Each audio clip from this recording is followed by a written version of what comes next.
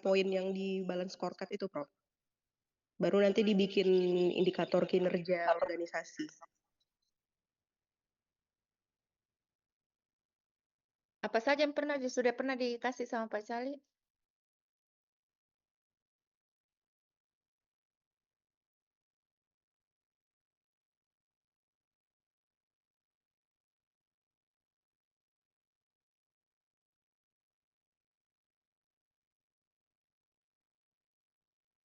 Apakah bentuk balance scorecard, skema balance scorecard pada semua organisasi sama?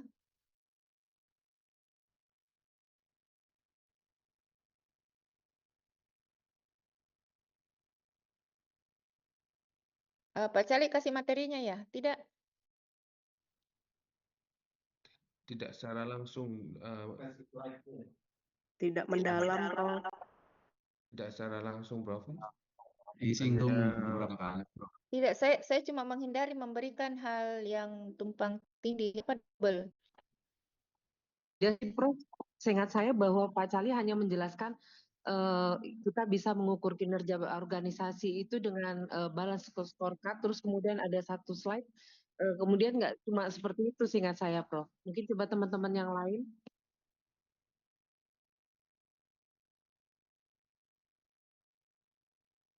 Iya, maksudnya saya menghindar untuk memberikan yang double.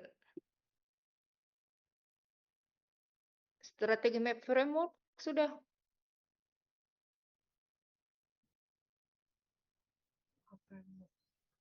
Sepertinya belum, Prof. Ya, saya ulangi saja ya. Jadi, mengelola kinerja corporate dengan balance scorecard ya. Sebenarnya ada banyak pengukuran kinerja organisasi, bukan hanya balance scorecard. Hanya balance scorecard menjadi banyak digunakan. Jadi hari ini ada sebentar saya masuk ke KPA, Corporate Performance Scorecard Strategy Map Framework for Perspective in Identifying KPI, Strategy Map in Corporate Function. Jadi kalau kita berbicara tentang framework performance management, manajemen kinerja, nah itu tidak terlepas dari visi, misi, dan strategi. Jadi kita selalu mengacu kepada visi dan misi strategi organisasi. Visi, misi, strategi ini, strategi yang dibangun ini bisa kita lakukan membuat strategic map. Sudah pernah lihat strategic map? Sudah pernah diberitahukan strategic map?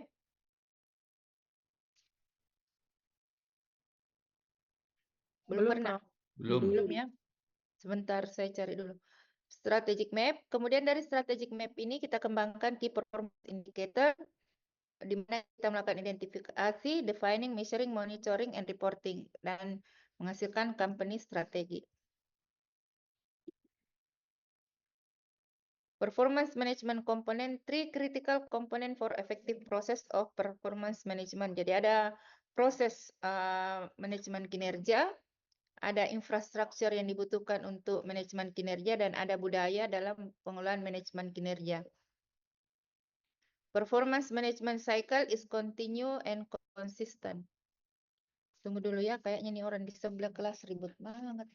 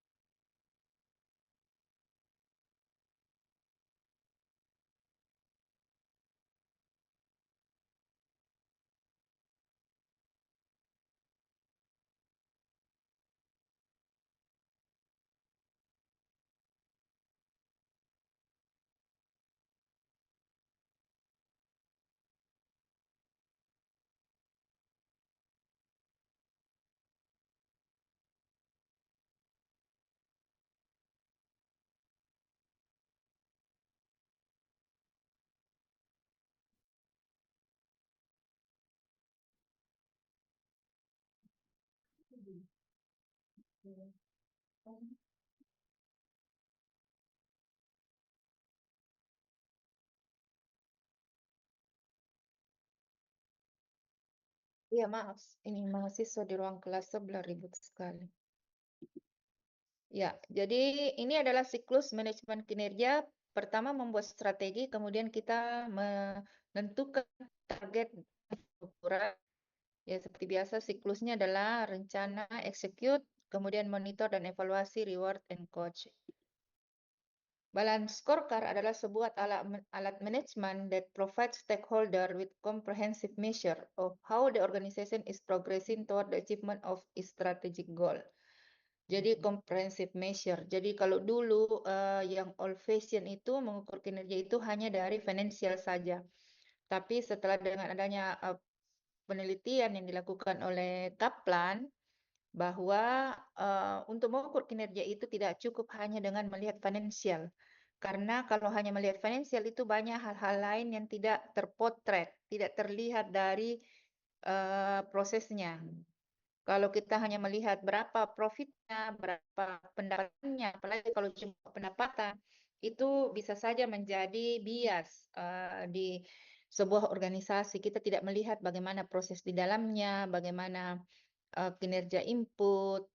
Jadi dengan adanya balance scorecard, kita melihat ke 4 perspektif secara komprehensif.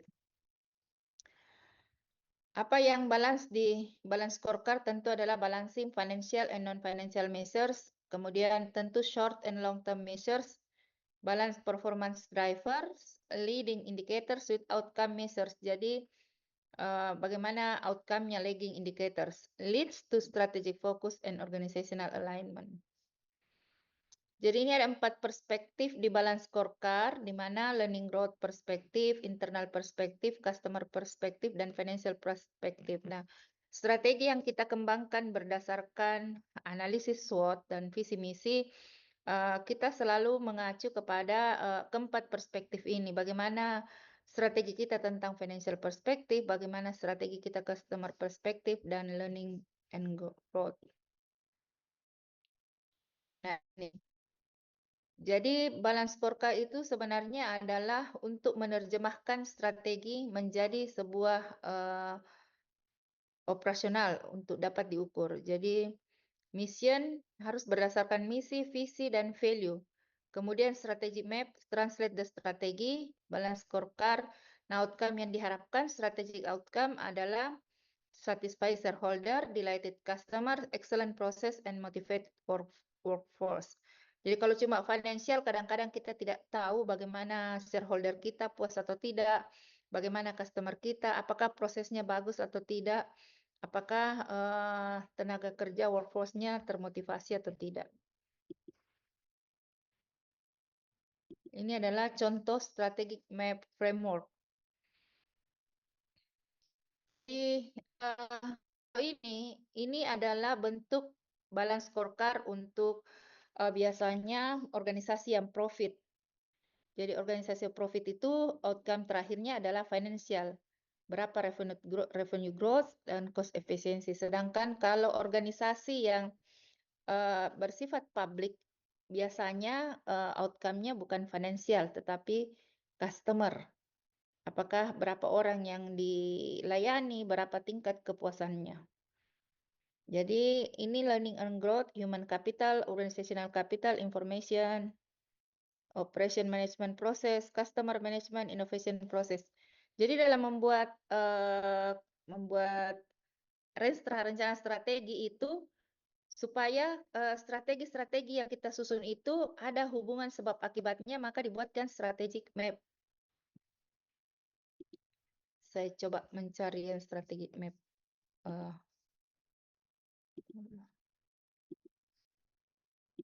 Mudah-mudahan masih ada filenya.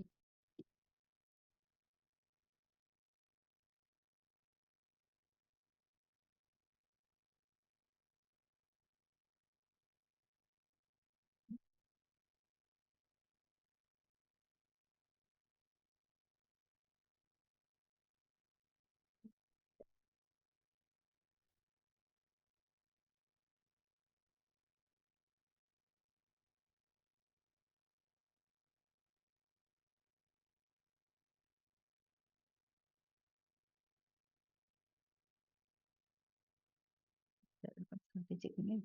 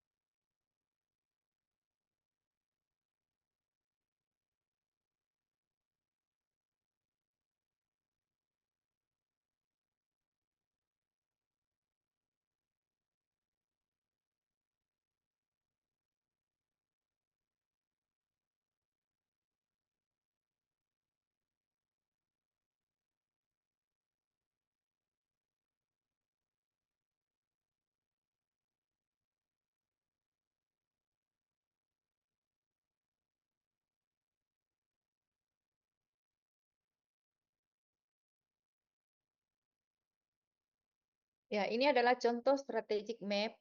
Ini Rumah Sakit UNHAS punya. Ini sudah kelihatan ya strategic map-nya. Sudah, Prof. Ya, jadi ini contoh strategic map. Jadi strategic map itu adalah kita mau mapping, melakukan pemetaan strategi yang sudah kita kembangkan di Renstra. Untuk melihat bahwa ada 4 perspektif dan terjadi hubungan sebab akibat. Jadi ini adalah contoh strategic map untuk organisasi publik. Jadi dia inputnya itu financial dengan learning and growth, financial dengan SDM. Jadi membaiknya kualitas dan kuantitas sarana dan prasarana pelayanan untuk mendukung pelayanan kesehatan bermutu. Jadi ini adalah support keuangan. Kemudian berkembangnya profesionalisme tenaga medis dan non-medis untuk mendukung pelayanan kesehatan, sedianya peralatan, sistem informasi rumah sakit, meningkatnya efektivitas dan efisiensi struktur organisasi, meningkatnya produktivitas dan kepuasan kerja. Ini menjadi input. Inputnya itu financial dan learning and growth. Diharapkan kalau semuanya ini, inputnya ini bagus, memenuhi standar mutu, maka diharapkan rumah sakit dapat menjalankan bisnis internal yang berkualitas. Apa bisnis internalnya? Pengembangan ilmu ini. Jadi ini kita ambil dari Renstra. Pengembangan SDM bidang kesehatan, pengembangan 5 pelayanan unggulan, dan seterusnya, peningkatan mutu layanan, pengembangan lintas disiplin dalam rumpun ilmu, dan seterusnya. Jika prosesnya ini berhasil, bagus, maka diharapkan dia bisa memberikan dampak pada customer, yaitu dimilikinya pemeliharaan kesehatan rumah sakit berstandar internasional, meningkatnya kontribusi rumah sakit terhadap tridharma perguruan tinggi serta kesejahteraan masyarakat. Jadi beda ininya, outcome-nya. Kalau di kesehatan, kalau organisasi publik, jadi bukan financial yang di atas, tetapi customer. Ini namanya strategic map. Dari strategic map ini, maka nanti akan dikembangkan sebuah pengukuran kinerja balance scorecard.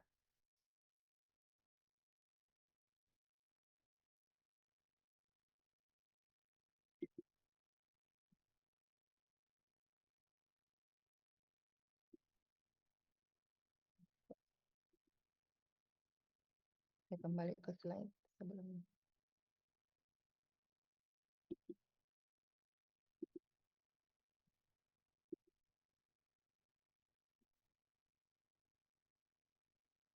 Financial perspective ini tentu Anda sudah tahu, the financial long-term shareholder revenue growth and cost efficiency. Saya tidak ingat. Customer perspective ada customer acquisition, customer retention, customer profitability, dan seterusnya. Di customer ini ada customer retention, satisfaction, customer profitability, market share. Saya tidak, ini satu-satu. Nah, di human capital strategic objektifnya learning and growth adalah human capital skills-nya bagaimana, knowledge-nya bagaimana, attitude-nya bagaimana, organizational capital, culture, leadership, organization development. Jadi semua ini yang masuk di learning and growth itu pada saat Anda membuat strategi map atau strategi di rencana strategi, maka ini harus ada, jangan lupakan ini bagaimana pengembangan human capital, bagaimana mengembangkan organizational capital, information capital. Kecuali memang ini sudah maju, sudah bagus. Jadi kalau misalnya information capitalnya sudah bagus, berarti tidak perlu lagi yang kita masukkan di strategi. Oh, ini tempat. Tapi ini tadi ya, kalau dia profit, ya financialnya di atas. Meskipun di rumah sakit, organisasi rumah sakit publik, entrepreneur itu tetap akan memperhatikan improve cost efficiency. Jadi biasa kita ada dua financial. Jadi financial itu sebagai input dan financial juga sebagai outcome atau output, improve cost efficiency dan increase revenue growth. Nah, bagaimana mengidentifikasi key performance indicator? Jadi kembali lagi kita membuat strategi berdasarkan visi, misi, and value. Kemudian kita menentukan strategic objektifnya. Keempat faktor ini menjadi kelompokan dari strategi objektifnya. Dari ini kita akan buat key performance indicator.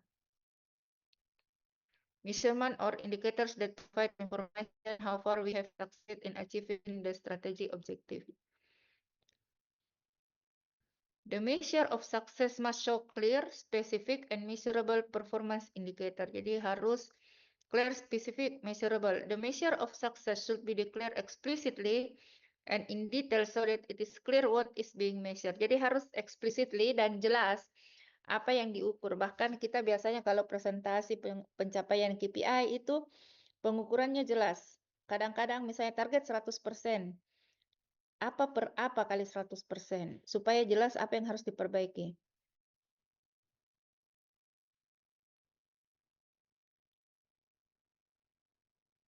Cost to identify and monitor the measure of success should not exceed the value that will be known from the measurement.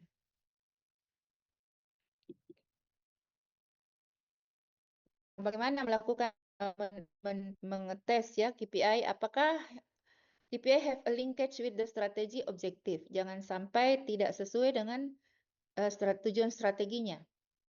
Kemudian controllable, are the KPI achievement still under control? Apakah pencapaian KPI masih bisa kita kontrol? Misalnya di rumah sakit, saya mau menentukan misalnya bagaimana tingkat kepatuhan residen terhadap kompetensi yang dibebankan kepada mereka. Itu kedengarannya sebagai rumah sakit pendidikan itu bagus. Tapi persoalannya, karena saya mau melihat, jangan sampai ada residen yang misalnya dia semester 1, harusnya observer, tetapi dia sudah melakukan tindakan. Tapi pencapaian achievement ini, KPI achievement ini bukan di bawah kontrol saya, bukan di bawah kendali saya. Karena memang ada persyaratan, tetapi saya tidak bisa mengendalikan pada saat misalnya di proses ini kan di rumah sakit itu kan ada misalnya dia ada KPS-nya, ada dosennya ya. Nah, sehingga mungkin itu tidak dapat kita gunakan sebagai KPI. Actionable, can any action be taken to improve the performance? Nah, apakah KPI itu dapat dilakukan? Karena tidak semua aktivitas itu misalnya untuk meningkatkan kinerja. Simple, is the KPI easy to explain? Apakah mudah di-explain, dijelaskan? Misalnya dia mau menentukan target. Targetnya misalnya jumlah pelatih, jumlah SDM yang tersertifikasi. Tersertifikasi apa? Itu harus dijelaskan. Bagaimana menghitung jumlah sertifikasi yang dibutuhkan? Kan kalau kita bilang jumlah SDM tersertifikasi, pertanyaannya sertifikasi apa dulu? Bagaimana menghitung? Sertifikasi apa saja? Nah, mungkin kita memberikan definisi operasional adalah jumlah berapa tenaga yang harus tersertifikasi. Misalnya di rumah sakit yang harus tersertifikasi itu adalah misalnya di UGD harus ATCLS, ada BHD, kemudian pengelolaan barang racikan itu kan harus tersertifikasi.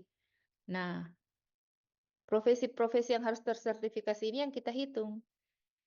Karena bisa saja ada juga orang yang tersertifikasi tapi sebenarnya tidak wajib. Beda dengan peracikan kemoterapi, dia harus tersertifikasi baru dapat melakukan peracikan kemoterapi. Nah, credible is the KPI not easy to manipulate. Jangan sampai mudah dimanipulasi datanya. Karena tidak jelas definisi operasionalnya.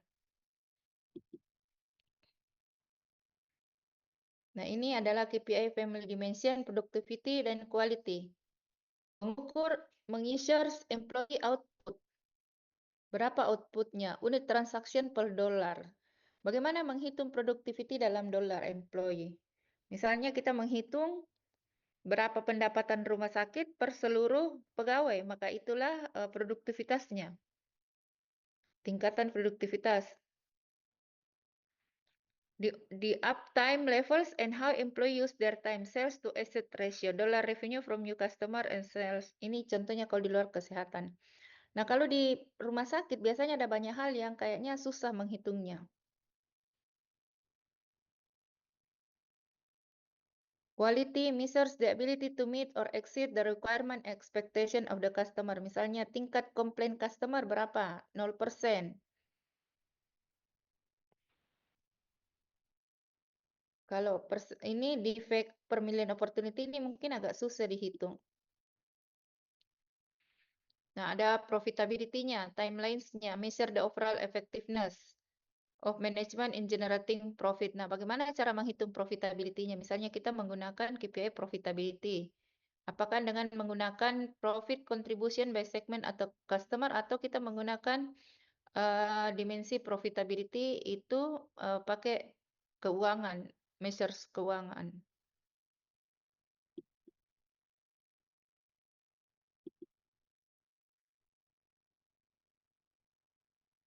Nah, timelines-nya misalnya bagaimana kita mengukur measure the point in time, day, week, when management and employee tasks are complete, on time delivery, percent of late orders. Nah, untuk hal-hal tertentu ini mungkin mudah diukur. Contohnya misalnya di UGD, berapa lama pasien itu ditangani di sana?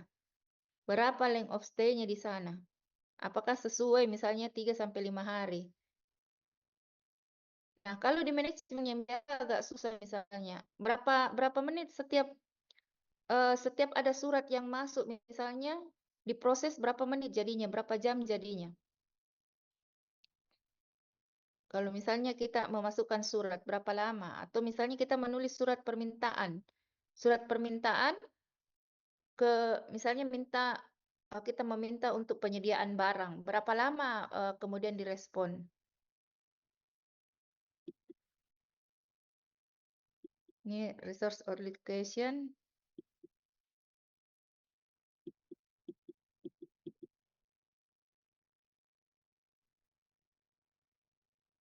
Nah, ada integrasi antara corporate dan division and department. Jadi harus terintegrasi supaya apa yang menjadi tugas yang dibebankan kepada corporate itu turun ke bawah. The division scorecard is built by referring to the corporate scorecard. Misalnya di tingkat corporate kita mengharapkan kepuasan 95% pada pasien. Jadi harusnya di divisi itu juga memberikan target kepuasan yang sama, 95% atau minimal sama. Kalau semua divisi menurunkan ini, ya tentu berusaha supaya seluruh customer yang ada di unitnya akan mendapatkan kepuasan 95%, sehingga secara keseluruhan corporate akan mendapatkan kepuasan pasien 95%.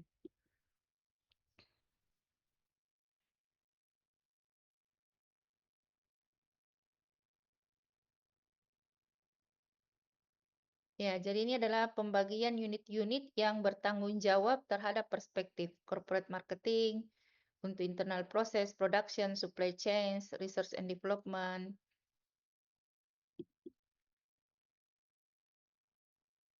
Division scorecard is formulated by looking at the 4 perspective in corporate scorecard.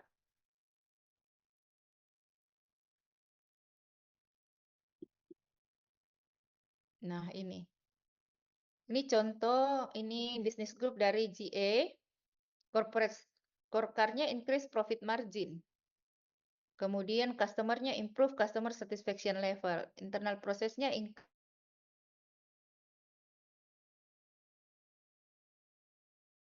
level of employee competency.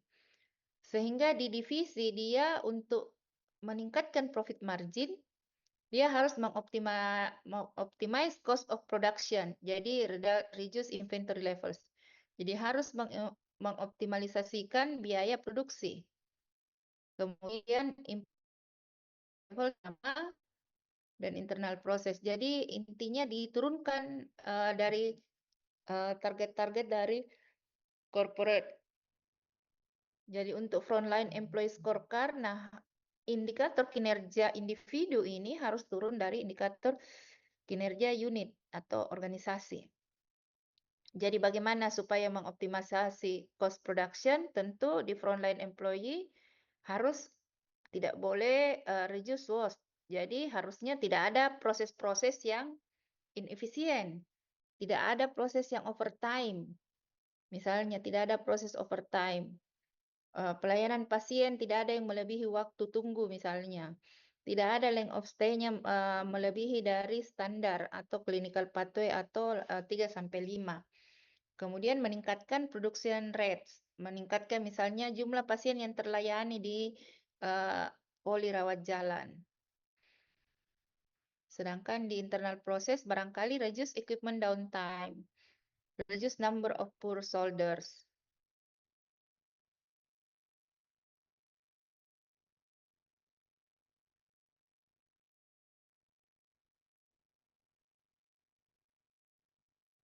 Ini adalah strategi map for higher division information technology. Nah, ini contoh untuk human resource strategic map. Drive long-term share value, creative positive work environment. Jadi ini tergantung dari kondisi di rumah sakit ya. Tapi ini caranya bahwa human resource juga punya strategic map template. Creative positive work environment, provide quality health service, provide high performance people. Nah, bagaimana supaya customer-nya human resource kan adalah pegawai,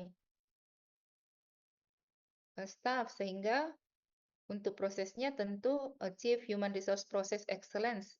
Jadi human resource harus bagaimana prosesnya supaya dapat menciptakan tadi pegawai yang ada di rumah sakit itu dan organisasi itu bisa menghasilkan creative positive work environment. Kemudian high performance people, bagaimana rumah sakit membuat sebuah proses supaya orang-orang yang staffnya di situ memiliki high performance. Build strategi employee kompetensi. Nah, bagaimana caranya build strategi employee kompetensi? Tentu human resource, divisi human resource harus mengembangkan strategi dan fungsional HR kompetensi. Bagaimana caranya meningkatkan kompetensi pegawai misalnya? Harus pelatihan. Pelatihannya, peningkatan kompetensinya bagaimana? Apakah harus melulu harus dikirim keluar?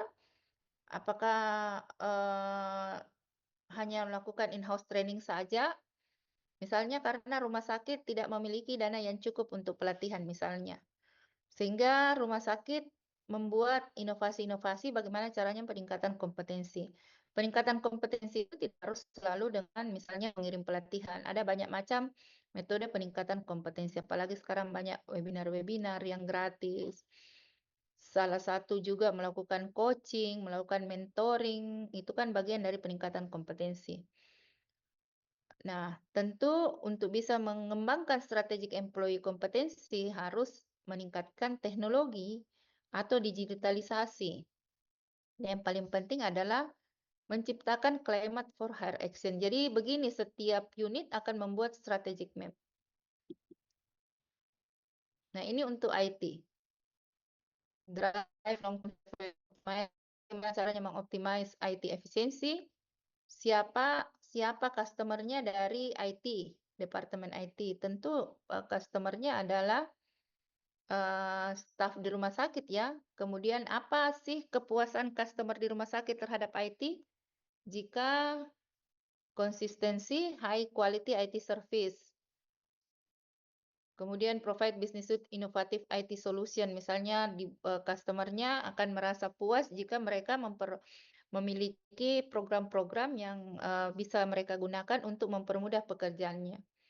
Bagaimana caranya? Ya, IT harus bisa memaintain a reliable IT infrastructure. Kemudian IT harus bisa mengembangkan develop effective decision support system dan propose and deliver transformation application.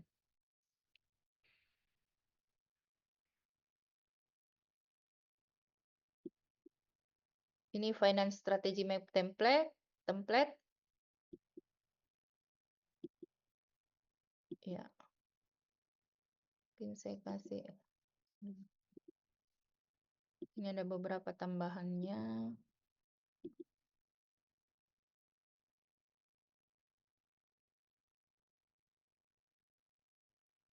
Jadi KPI adalah langsung berhubungan terhadap tujuan langsung dari organisasi. Jadi KPI itu kadang-kadang orang menyusun KPI itu terlalu banyak karena setelah menyusun rencana strategi, melihat strategi objektifnya biasa kita ada berapa ya? Biasa banyak deh, ada 30, 40 indikator kinerja yang bisa kita ukur. Tetapi namanya key performance indicator itu kita diminta untuk merumuskan berdasarkan hasil diskusi-diskusi dengan teman-teman yang bergelut di bidang manajemen kinerja, itu diharapkan sebenarnya KPI-nya jangan terlalu banyak, karena kalau banyak itu bukan lagi kunci. Maksimal sebenarnya adalah kalau kemarin kita diskusi 10 itu sudah banyak sekali.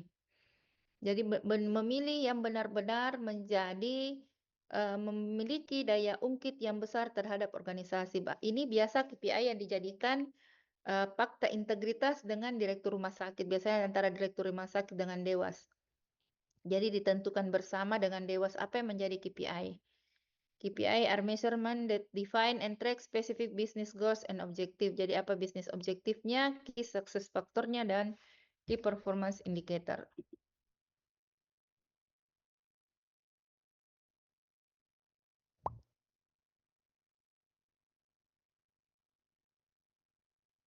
Jadi semua organisasi, the larger and smaller organizational strategy require monitoring, improvement, and evaluation. Kebanyakan selalu menjadi kelemahan kita adalah karena kita tidak melakukan monitoring. Biasa kita sudah mengukur KPI, tetapi kita tidak memonitoring rencana tindak lanjut untuk peningkatan KPI-nya. Kita tidak melakukan evaluation, itu selalu menjadi persoalan di seluruh organisasi. Ada KPI-nya, sudah dibuat KPI-nya, sudah dihitung. Pertanyaannya, apakah dilakukan monitoring terhadap rencana tindak lanjut atau sudah dilakukan evaluasi? Sudah dilakukan evaluasi. Ada sarannya, apakah sudah dimonitoring rencana tindak lanjutnya dilakukan atau tidak? KPI are utilized to track or measure actual performance against key success factors. Key success factors only change if there is a fundamental shift in business objective. Jadi key success faktornya itu biasa tidak berubah. Ya. Oh, astagfirullah. Saya sedang. Ini sudah? Ya, sudah, Prof. Sudah, Prof. Maaf. Ya. Key performance indicator change as objective are met or management focus shift. Jadi key performance indicatornya misalnya KPI-nya adalah KPI-nya adalah seluruh pegawai mendapatkan pelatihan minimal 20 jam per tahun. Kalau ini sudah tercapai, mungkin dia akan mengganti KPI, itu tidak jadi lagi mengganti KPI. Tapi biasanya kebanyakan KPI-nya tetap, tapi yang kita tingkatkan targetnya. Jadi mungkin bukan lagi kurang dari 20 jam, bukan kurang dari 20 jam, akhirnya kita tingkatkan menjadi misalnya 40 jam.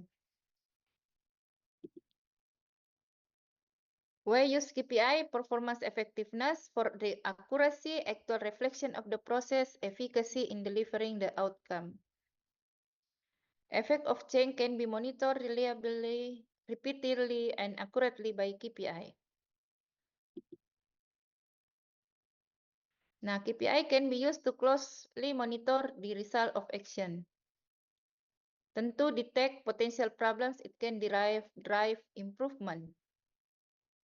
It is reasonable to use the KPI as a tool to improve ongoing process performance. Jadi kita bisa mendetek potential problem. Oh. Misalnya salah satu KPI di rumah sakit adalah kepatuhan visit dokter atau tingkat kepatuhan visit dokter. Apakah setiap hari sesuai dengan SPM jam 8 sampai jam 2? Kalau misalnya tidak tercapai, kira-kira apa penyebabnya? Apa yang menyebabkan sehingga misalnya dokter tidak visite dalam jam 8 sampai jam 2? Pengalaman kami, karena biasanya rumah sakit itu ada banyak yang harus diukur.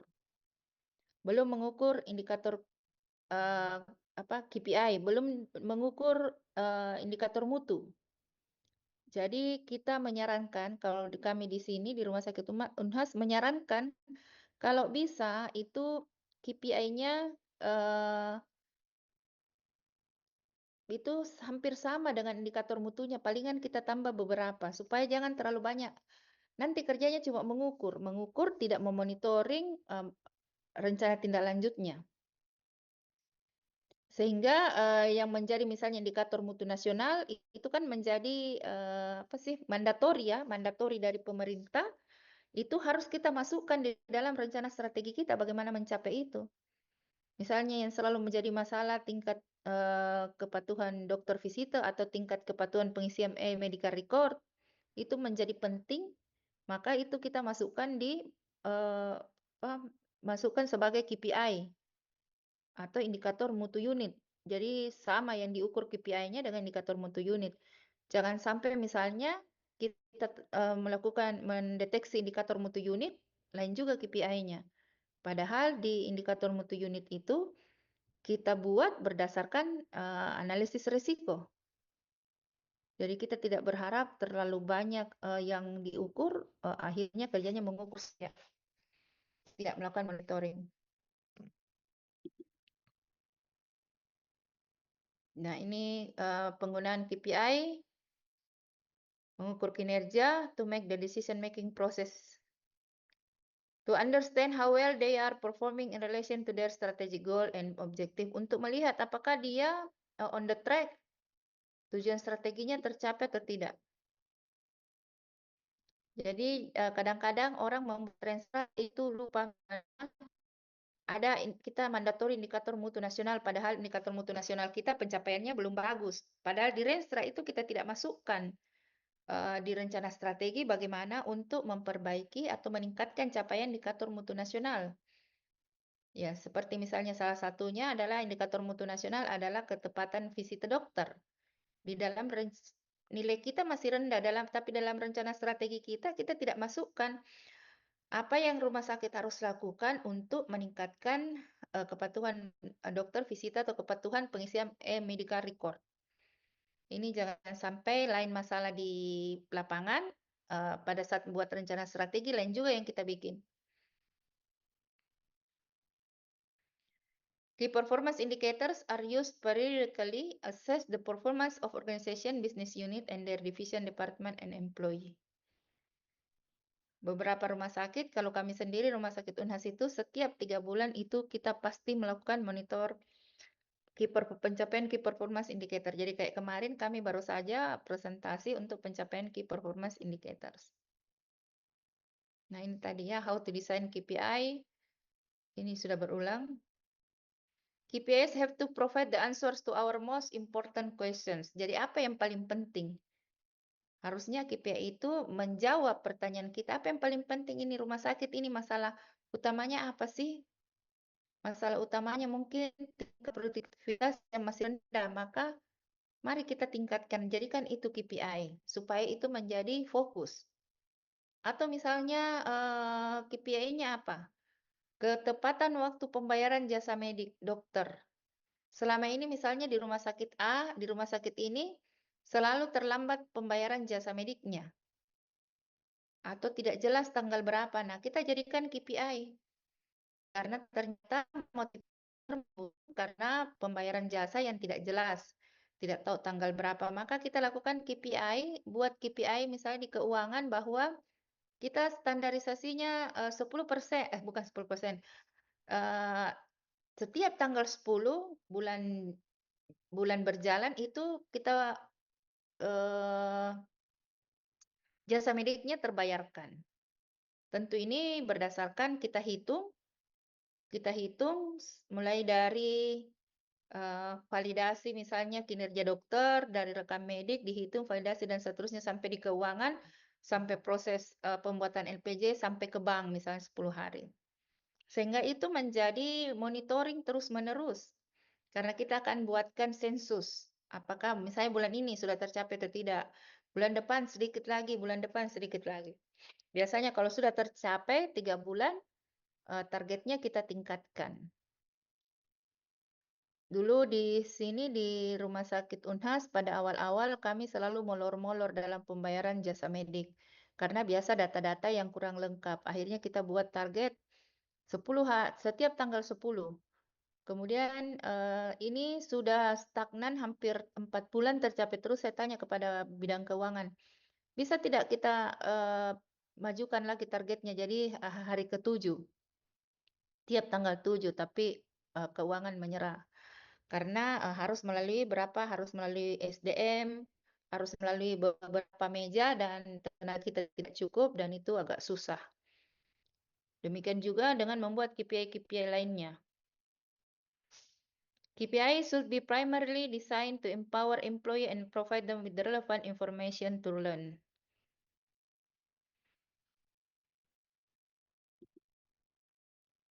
Nah, ini tadi kan sudah.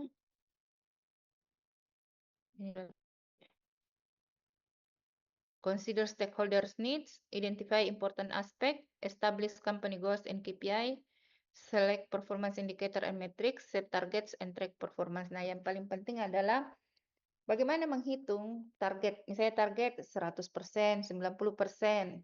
Kadang-kadang orang menulis 90% tapi tidak jelas. Misalnya saya menuliskan bahwa indikator pencapaian kinerja saya adalah terakreditasinya sebagai institusi penyelenggara pelatihan. Targetnya misalnya tersertifikasi. Jadi targetnya adalah kita mendapatkan sertifikasi sebagai institusi penyelenggara pelatihan. Nah, capaiannya bagaimana? Bagaimana menghitungnya? Misalnya kita tulis capaiannya, saya buat laporan capaiannya 70%. Bagaimana hitungnya 70%? Itu harus jelas. Jadi kami hitung misalnya untuk bisa terakreditasi ada beberapa aktivitas yang harus dilakukan. Misalnya ada 10. Triwulan 1 kita baru sampai pada kegiatan 3, berarti kita baru 30%. Nah, ini yang penting karena kalau kita tidak tahu bagaimana cara menghitung capaiannya dibanding targetnya itu juga susah. Kadang-kadang orang presentasi hanya memperlihatkan hasil yang baik-baik. Oh, tercapai target. Oh, ada. Tetapi bagaimana cara hitungnya? Apa dasar hitungnya misalnya?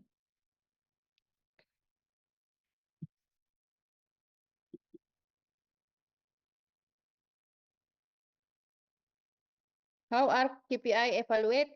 KPI status and score are determined by comparing in actual value against the threshold that you define. Nah, ini yang saya bilang tadi, dibandingkan dengan standar yang kita tentukan.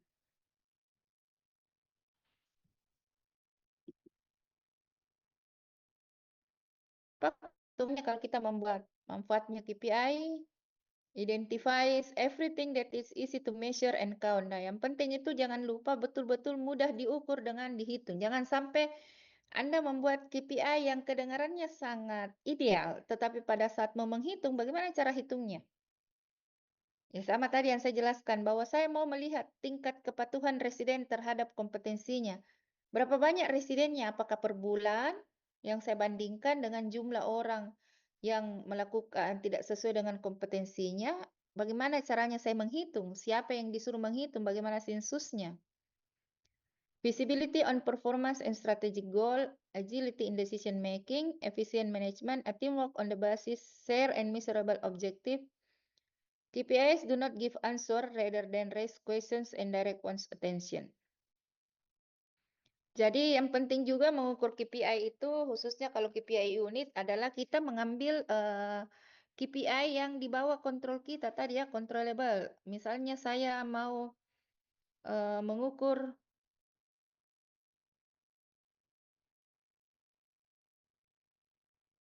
misalnya apa ya? Yang biasanya kita ada berseberangan, bukan di bawah kontrol kita.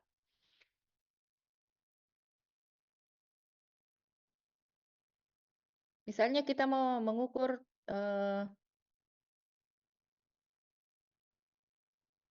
apa ya? Biasa bukan kinerja kita, tetapi berdampak pada kita sehingga kita mau misalnya tingkat perencanaannya, misalnya realisasi anggaran.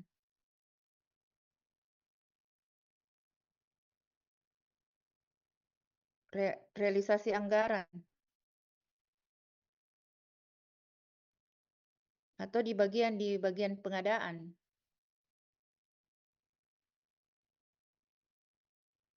Di bagian pengadaan, atau saya mau melihat bagaimana Realisasi tingkat pelatihan. Berapa jumlah pelatihan yang di peningkatan kompetensi? Peningkatan kompetensi SDM. Saya tidak bisa mengontrol karena meskipun banyak pelatihan yang saya usulkan, tetapi kan tergantung uang rumah sakit. Jadi kalau akan diukur itu menjadi kinerja saya kelihatannya jelek karena saya indikator kinerja saya adalah berapa banyak SDM yang dilatih. Padahal kan unit SDM hanya mengusulkan. Penyelesaiannya tergantung di keuangan, apakah tersedia dana atau tidak.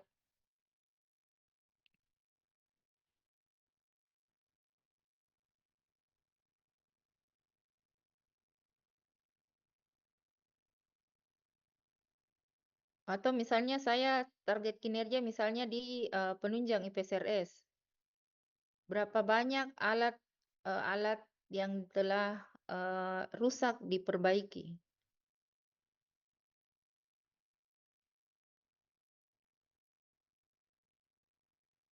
Saya tidak bisa keseluruhannya menentukan kalau banyak alat rusak tidak diperbaiki, terus saya dianggap kinerja saya tidak bagus. Padahal beberapa alat rusak itu harus misalnya dikirim ke vendor. Rumah sakit tidak punya misalnya alokasi anggaran untuk mengirim vendor, sehingga mungkin banyak alat yang tidak diperbaiki. Dan itu tidak menunjukkan kinerja unit tersebut.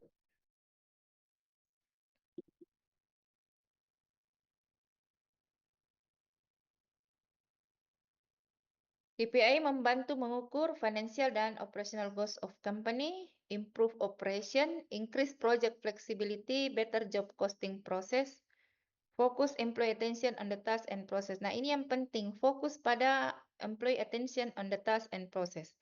Misalnya tadi, selama ini mungkin misalnya di bidang keuangan tidak terlalu memperhatikan berapa lamanya pencairan pembayaran jasa. Tapi dengan adanya KPI target yang dia harus selalu monitor, maka dia akan perhatiannya difokuskan ke situ. Sehingga betul-betul itu menjadi perbaikan. Karena kita akan selalu merasa, wah nanti besok ada lagi laporan pencapaian KPI. Kita harus melakukan sensus.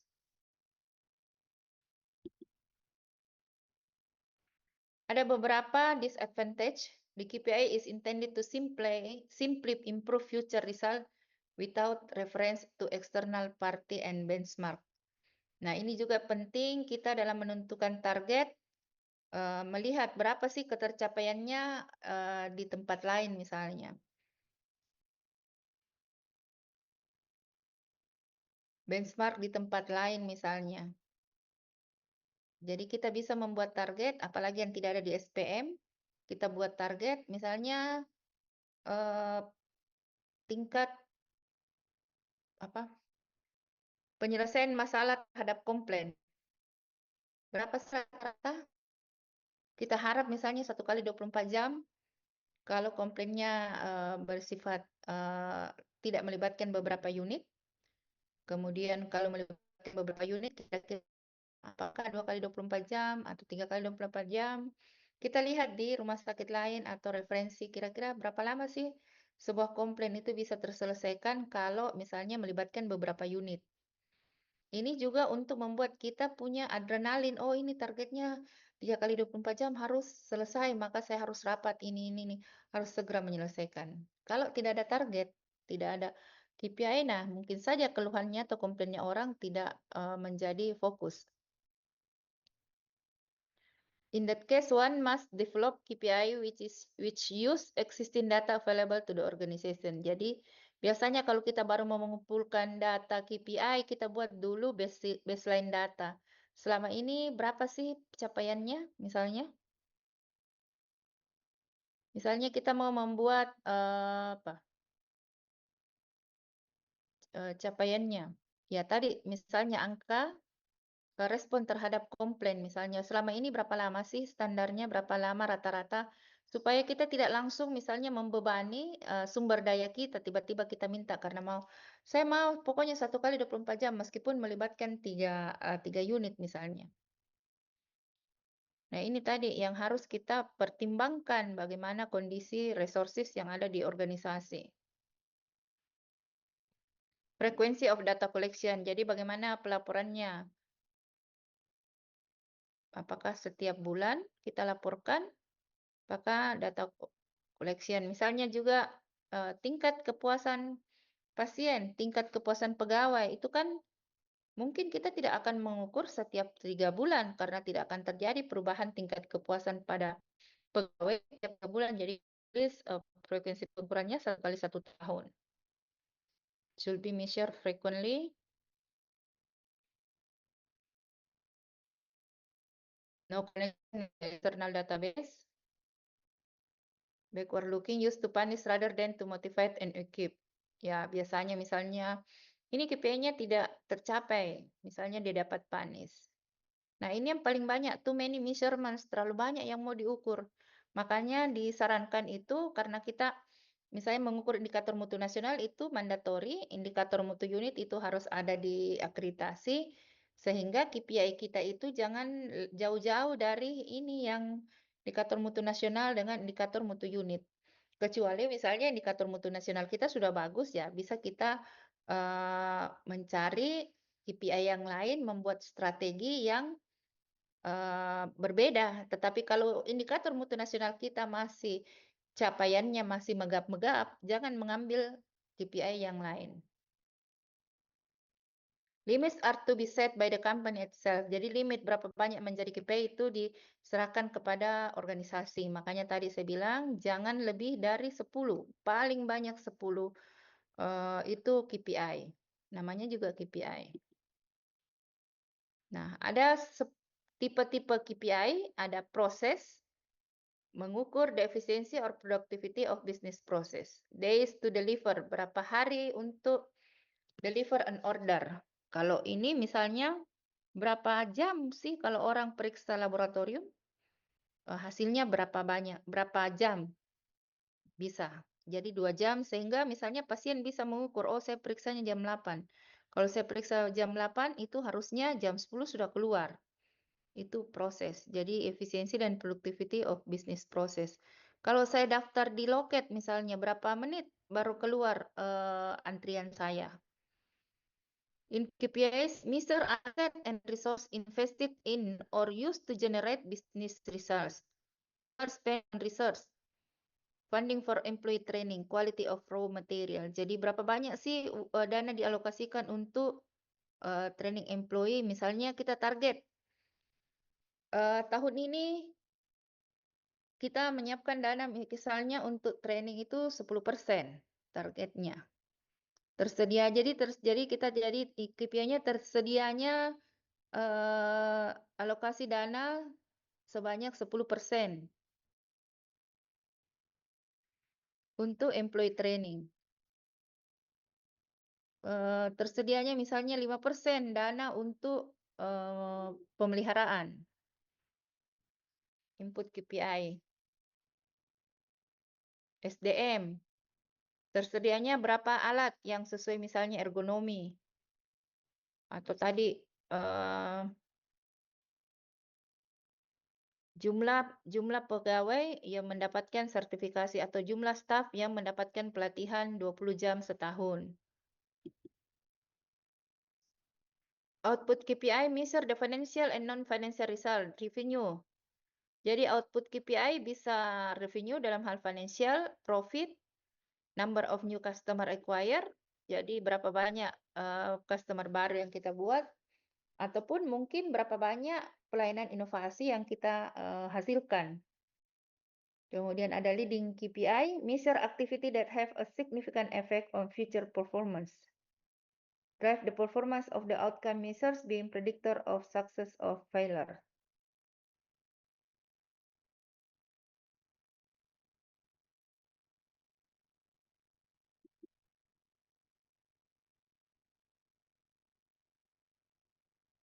Lagging KPI it is a type of indicator that reflects the success or failure after an event has been consumed, such as most financial KPI measure the output of past activity. Lagging KPI misalnya return of investment, berapa return of investment, berapa tingkat pengembalian investasi yang kita lakukan,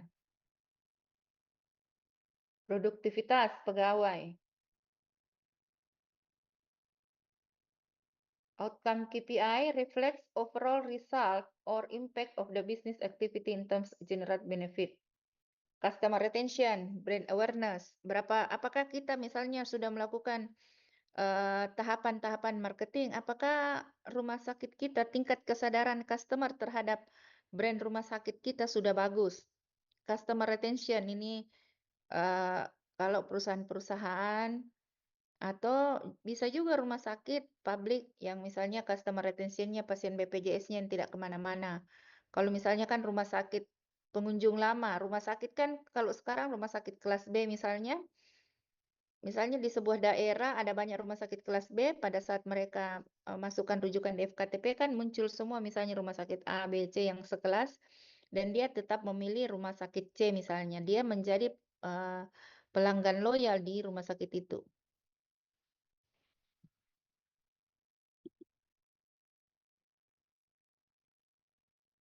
Qualitative KPI, a descriptive characteristic and opinion property of trial employee satisfaction through survey which give qualitative report. Jadi kalau kita kenal pasien experience, maka ini juga ada employee satisfaction.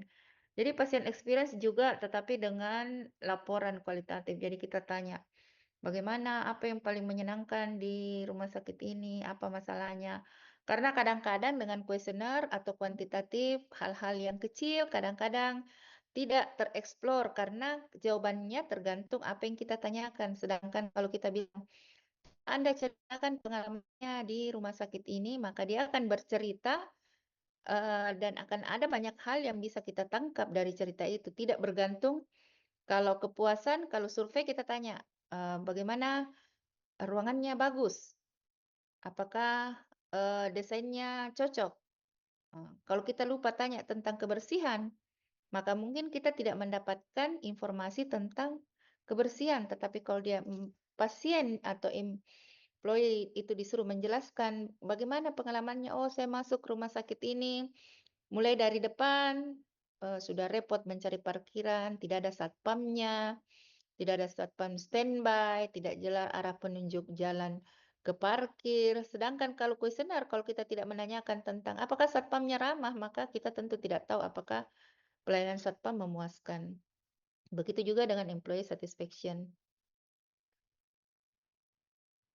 Quantitative KPI, a measurable characteristic, result by counting, adding or averaging numbers. Quantitative data is most common in measurement, therefore jadi memang kuantitatif KPI paling banyak datanya karena kita selalu mudah membandingkan angka-angka.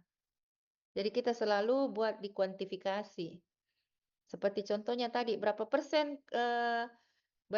berapa persen ketercapaian dari target. Targetnya adalah terakreditasinya Rumah Sakit UNAS sebagai institusi penyelenggara pelatihan. Maka kita mencoba kuantifikasi karena kita bisa membayangkan kan kalau kita bilang, oh belum tercapai itu kan sangat tidak jelas abu-abu, tapi kalau kita mencoba kuantifikasi, oh 70%, tetapi yang jelas harus ada dasar hitungnya kenapa 70%. Kadang-kadang tulis saja situ 60%, tulis saja 80%. Kalau pemimpinnya tidak jeli, direkturnya tidak jeli, dia oh sudah 80%, padahal kan tidak jelas apa dasar hitungnya. Characteristic of a good KPI always connected with the corporate goals. The KPI are decided by the management. They are the leading indicators of performance desired by the organization and easy to understand. Jangan sampai membuat KPI yang menyulitkan kawan dan lawan. Tidak ada definisi operasionalnya. Tidak tahu bagaimana cara mengukurnya. Nah, ini adalah persyaratan untuk menjadi KPI, specific, measurable, achievable, result oriented, time bound. Jadi harus spesifik, bisa diukur, dapat dicapai, bukan mudah dicapai, dapat dicapai, relevan. Jangan sampai membuat KPI yang tidak relevan misalnya.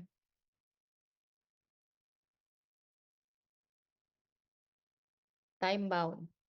Ada batasan waktu. Nah, ini contoh dari KPI for Human Resource Department dan seterusnya sama tadi.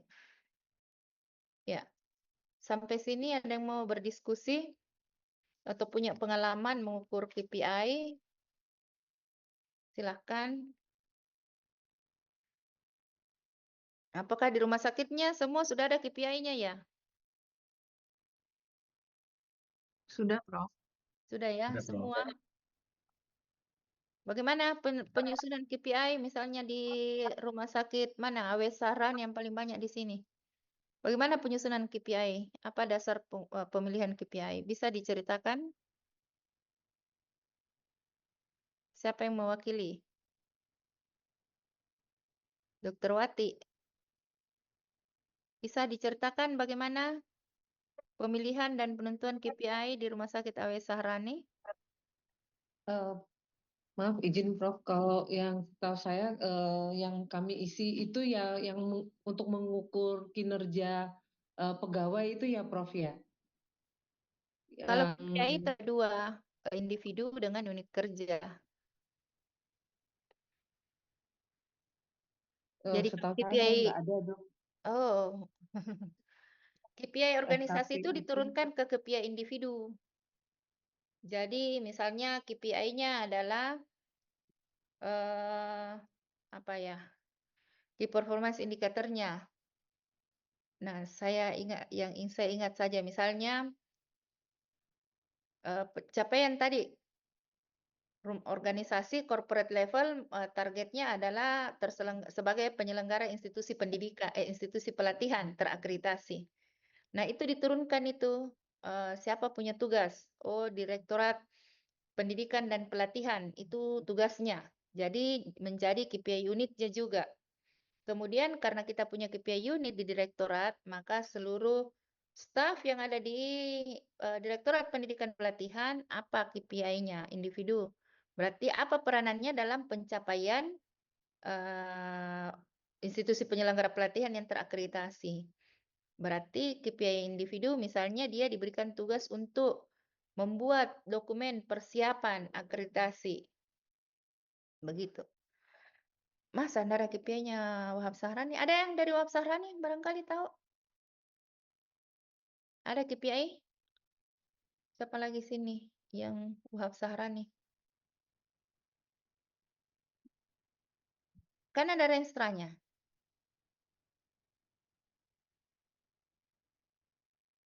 Di mute Dr. Wati. Masih mute. Kalau Renstra ada Prof. Ada laporan kinerja per triwulan. Ada Prof. Kalau Indikator masing-masing ada unit Prof, tapi kalau ada. KPI belum kayaknya Prof. Belum ya? Berarti yang dilaporkan Indikator aja yang indikator unit, indikator rumah sakit. indikator unitnya di mana? Apa dasarnya?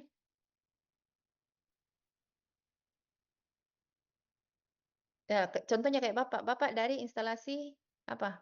PPSRS ya, Dok? SRS. Hendra. Iya. Nah, apa Yang indikator kinerja unitnya? saya kemarin itu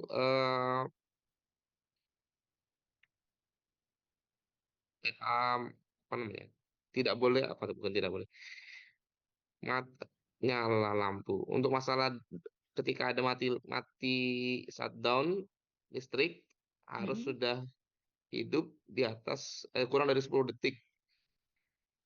Itu menjadi indikator kinerja. Iya. Itu bagaimana kenapa muncul itu? Bagaimana prosesnya? Itu indikator mutu Karena unit atau KPI? Unit. Indikator mutu unit. Unit. Iya. Indikator mutu unit aja. Sudah berapa lama itu jadi indikator mutu unit? Setahun baru. Sudah tercapai apa tidak? Sudah tercapai sekarang. Sekarang sudah tercapai ya. Harusnya kalau harus sudah cari tercapai, yang baru lagi. ya buat lagi yang baru. Kalau indikator mutunya unit apa?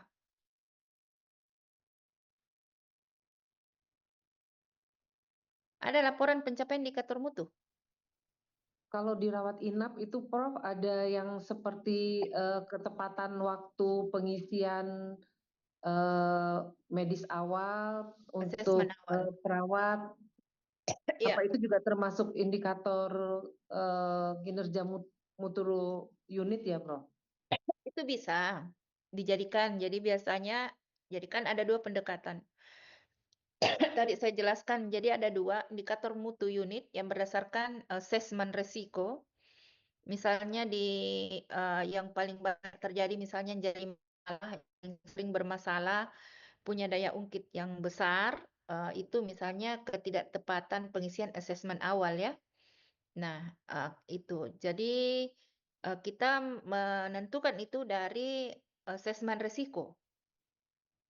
Yang manajemen risiko kan buat risk register. Kenal Ya, risk ada. register, Kak? Iya. Nah, itu Ada. biasa muncul dari risk register. Nah, itu tadi yang saya jelaskan, itu bisa saja menjadi KPI, tetapi misalnya itu jadi masalah ya, masalah pada saat seharusnya penyusunan registra itu menjadi consideration bahwa sangat bermasalah ini asesmen awal karena selalu misalnya klaim kita banyak yang tidak di pending karena misalnya tidak lengkap dengan asesmen awal dan itu menjadi persoalan yang sangat mempengaruhi penghasilan atau pendapatan rumah sakit. Itu kita jadikan nah harusnya itu menjadi consideration pada saat menyusun renstra lagi ya. Renstra lagi kita monitoring evaluasi dan akhirnya diputuskan bahwa ini menjadi penting menjadi key performance indicator. Jadi bisa saja indikator mutunya sama dengan key performance indicator. Karena kita tentu tidak berharap teman-teman di rumah sakit kerjanya hanya mengukur. Tidak pernah melakukan monitoring dan evaluasi terhadap rencana tindak lanjut perbaikan. Iya.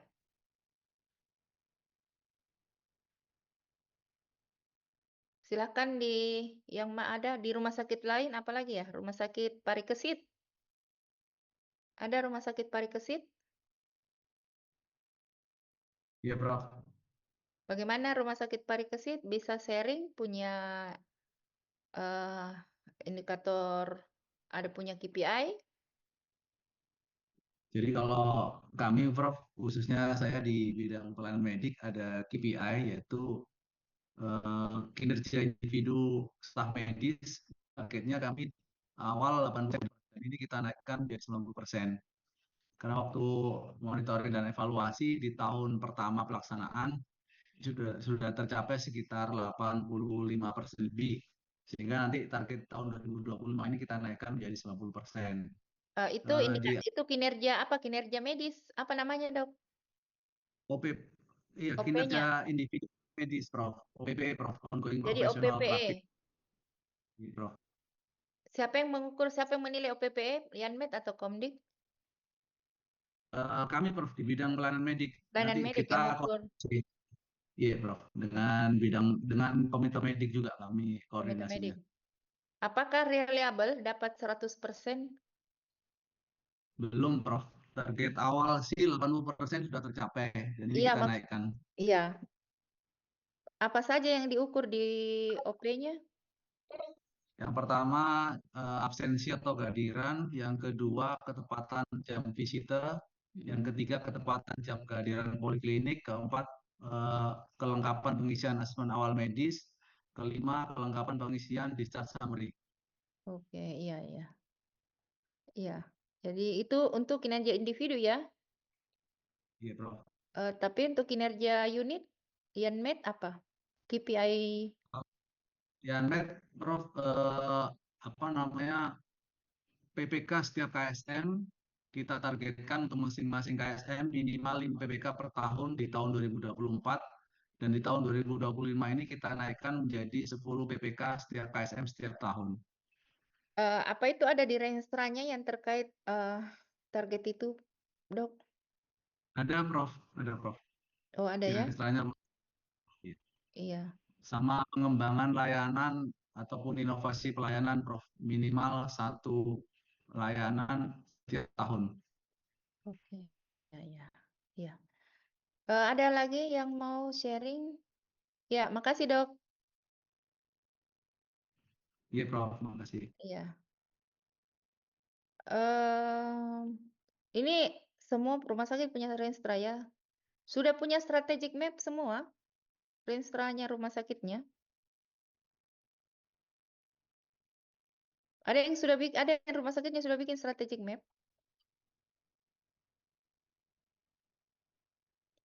Semua teman-teman sini bekerja di rumah sakit ya? Oh, ada di puskesmas. Dan puskesmas, Prof. Berapa orang di puskesmas? 4 ya, kalau nggak salah, Prof. 4 atau 5. Ya.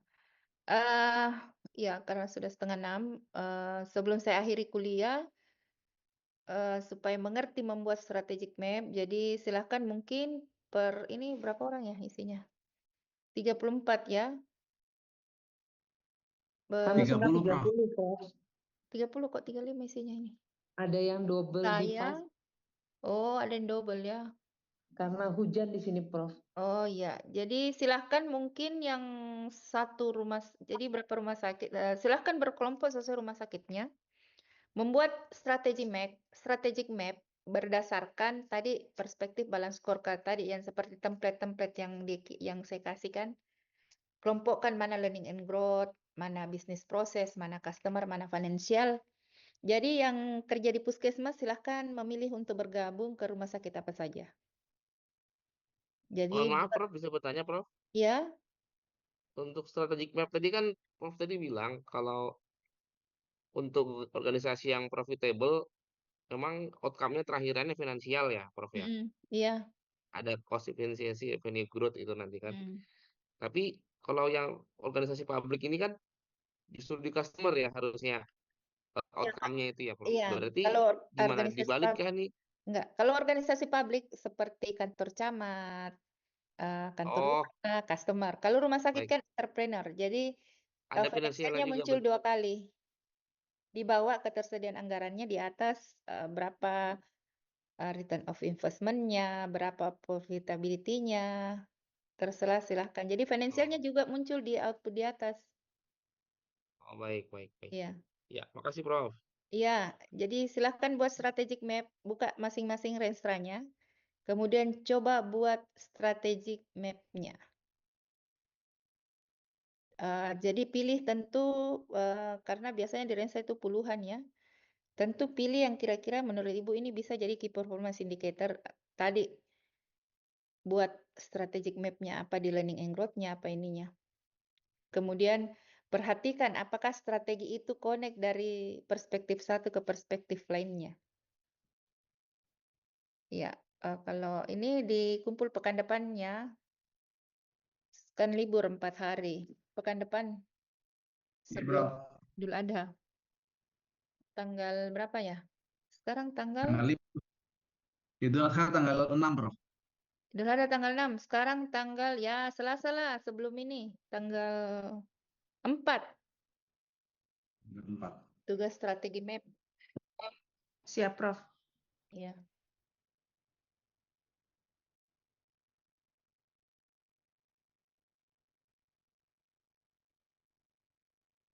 Ya, baik. Terima kasih banyak semua. Selamat istirahat. Selamat yang mau praktek, silakan praktek. Sekian. Assalamualaikum warahmatullahi wabarakatuh. Waalaikumsalam. Terima kasih banyak, Prof. Waalaikumsalam warahmatullahi wabarakatuh. Prof. Terima kasih banyak, Prof. Warahmatullahi wabarakatuh.